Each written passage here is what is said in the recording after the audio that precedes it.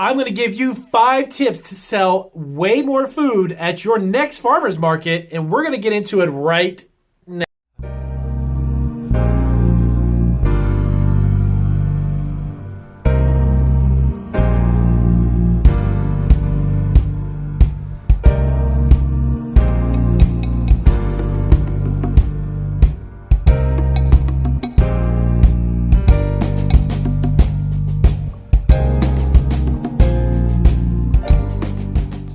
All right, so this is Damien from Marketing Food Online, and I'm going to give you 5 fantastic tips to make you very successful at the next farmer's market you're going to go to. And I'm going to tell you these from only experience. These are from times when before I started selling online, I was selling locally, and I did a lot of different charities, farmers markets, festivals, and a lot of other events, and kind of got a lot of experience on what really worked and what doesn't work. And for the past few years, going to other farmers markets, I go and I kind of scope out some of the stands, the food stands, and see what's really working and what's not. So I'm going to give you 5 tips to help you sell more food at the next farmer's market that you're going to go to. But before we do, as always, I got to put a little plug in for the channel. If you're not a subscriber for Marketing Food Online, hit that magical red button, either this side or that side.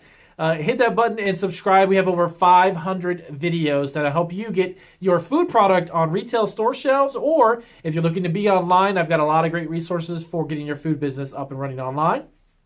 Now, with that being said, let's get down to business. I don't want to waste your time. Number 1, so you need to know before you get there, there's a few things that you need to know, and I recommend you kind of scope out the farmer's market. Go take a weekend, preferably one that you're obviously not going to be there or you're not going to be setting up. Before you set up, before you apply for it and such, you want to go there. And you want to see, number 1, the types of foods that you want to sell, or candies or snacks or whatever the product may be. See if it really fits into the farmers markets, because I'm going to tell you one thing.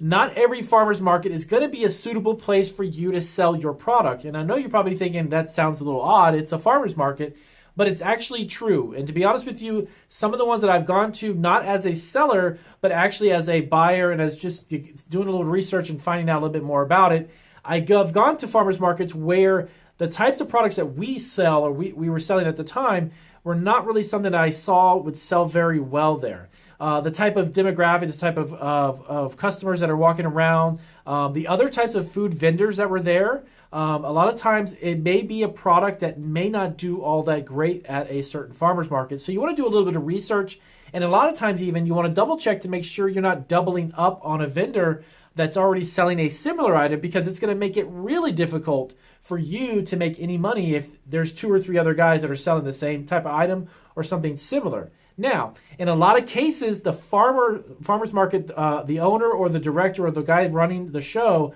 they won't actually allow you to come in if they already have someone that's doing, let's say, cotton candy, or if you've got some type of seasoned nuts, or if you've got a certain food product and they've already got vendors there for it, they're going to tell you, well, we're already kind of booked out with that type of a product, and they won't let you kind of get in there and open up your booth. So go there first, do a little research, a little market research, find out the types of customers, and then find out the types of food vendors that are already there or others that are selling similar products, because it's going to make it more challenging for you. So how much does it cost in fees? That's the next one up. So what you want to, the reason why I'm asking or telling you to ask about this is that you want to find out what are the fees and how does that work with the farmer's market that you're going to go to.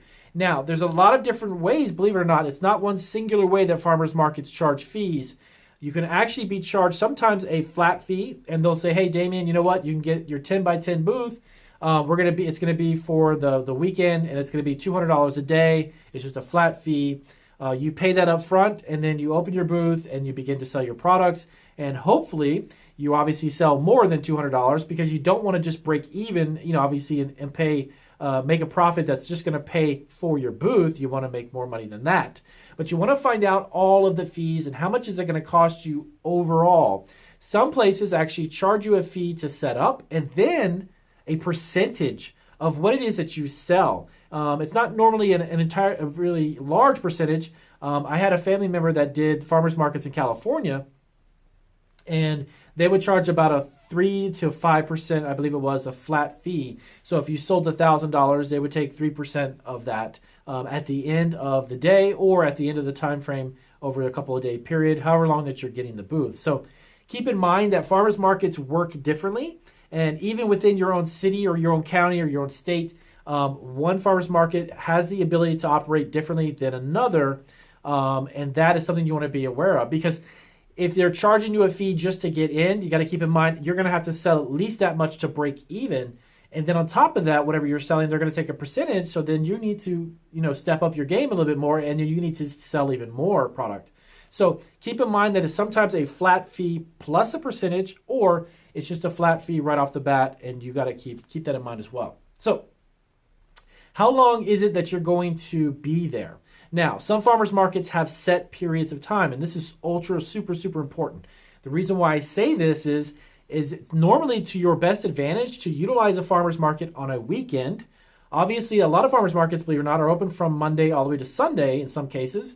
Now, the busiest times of the week are going to be obviously towards the weekend and when people have an opportunity to get out and spend time. So how long is your booth going to be open for? And the reason why I say that is if it's open for 8 hours and you have a set amount of money that you want to make, the goal that you want to make, you need to create a plan to figure out how much you need to sell per hour. So that way you understand the traffic that's coming in and the traffic that's going out, and the peak times, the times when it's super busy, ultra busy, that's when you need to start selling your product.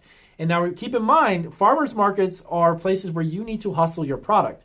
You can't just stand behind a table with a nice tablecloth and a big sign on it and hope that everybody buys your donuts. That's not how I would recommend you go about it. You need to make noise. You need to be aware. You need to interact with customers. If you're allowed to have a large banner sign under your table above your tent, you need to draw attention to yourself, and you need to hustle and get your product sold. Don't just set up stuff and then just stand there and hope that people walking by are going to be interested. You need to interact with customers. You need to call them over. If you're allowed to, not in every case, but if you're allowed to, give them samples. A lot of farmers markets won't allow you to give samples due to the laws that are set up by the state. Believe it or not, it's not a regulation by the farmers market, but the cottage food laws, in most cases where you're producing product at a home kitchen and bringing it to a farmer's market, it has to be prepackaged, it has to be wrapped up. It can't be exposed, and it can't be given out as a sample. So you need to find out too, does the farmer market allow that, and does your state allow that through the cottage food law? Because you don't want to violate any of that stuff, because they will shut you down. Now, the last thing I wanted to get into was if there was any other rules or regulations that are set up by the owners and operators of the farmers market. Now, the state, county, and city, they all have their own laws and ordinances in regards to cottage food businesses, creating food at home and bringing it to different farmers markets, festivals, fairs, whatever it may be. Find out, though, if the farmers market itself, they have a right to dictate their own rules and regulations. Believe it or not, it's a private entity. You are renting a booth. You're renting space from them, but you need to make sure that you're abiding by their rules and regulations. And normally what they'll do when you apply for the booth, they're going to give you obviously a form and a sheet, a rundown of the rules, but make sure you follow them and make sure that you go by whatever guidelines they set up. In some cases, they have to have you show proof of insurance. They have to show proof that you're an actual business. So you may have to show your business license, sales tax certificate. There's a lot of different regulations. They can request to see that before they even allow you to sell. Now, it's a good thing. There's really no bad sides to that. It's a really good thing because it's there to protect you as a business interacting with customers and to keep everybody safe when you're starting to consume food that's made in cottage food and such. So if you're making stuff at home and this is a part-time thing, there's a lot of rules and regulations that come into play with it, but it's really to protect you and everybody else. So don't look at it in a negative way. Just make sure that you abide by those rules and regulations, because if you do great at one of these farmers markets and you want to come back, but you violated a couple of their rules and they have asked you not to do this, not to do that, they're not going to allow you to sell there again. And that, quite honestly, for lack of a better phrase, kind of sucks. Because if you've done a couple grand over a weekend, you're like, well, next weekend I'll be back. But you've broken a couple of their rules and regulations, they're not going to allow you to do that. So those are some quick tips And I wanted you guys, I've had a lot of questions about farmers markets in general.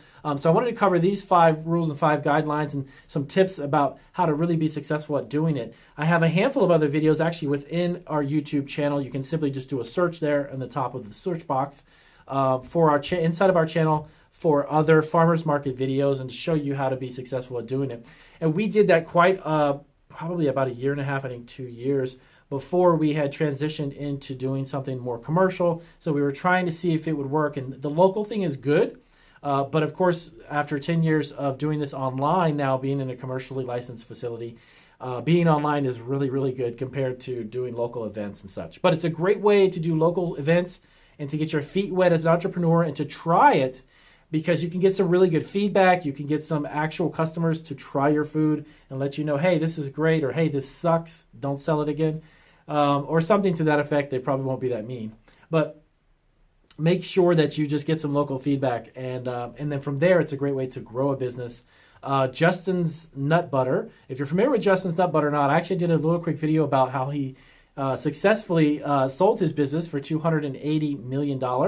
But he created a line of nut butters and sold them at farmers markets. So from there, he was able to gauge the reaction and gauge the customers and see how his product was. And he realized he was onto something.